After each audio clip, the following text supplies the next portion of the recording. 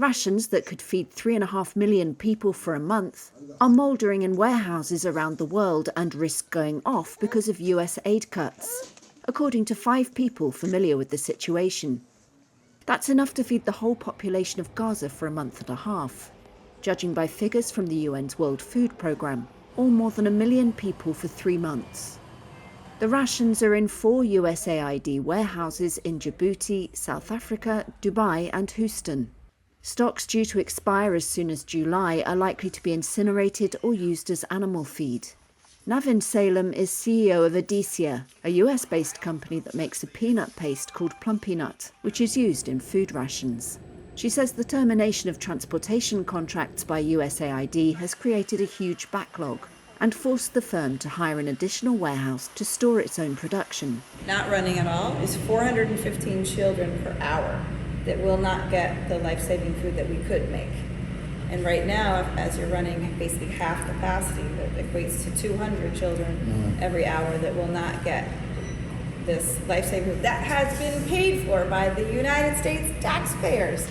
The dismantling of USAID and cuts to humanitarian aid spending by President Donald Trump come as global hunger levels are rising due to conflict and climate change, undoing decades of progress.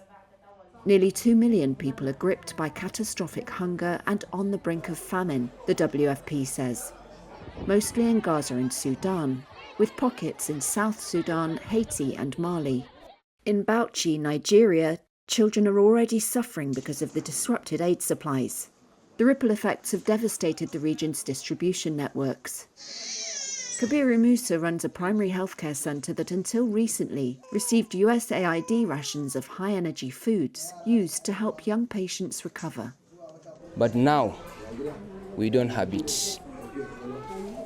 We pray maybe someone or any partners to come and support us, because still now we have a lot of that cases of malnutrition.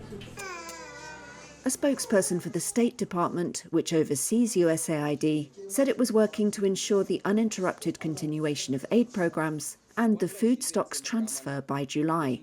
The administration has issued waivers for some humanitarian programs, including in Gaza and Sudan. But the cancellation of contracts and the freezing of funds needed to pay suppliers, shippers and contractors has stranded the food stocks, the sources said. A proposal to hand them to aid organisations that can distribute them is on hold, according to the US source and 2 former USAID sources briefed on the proposal. They said the plan awaits approval from the State Department.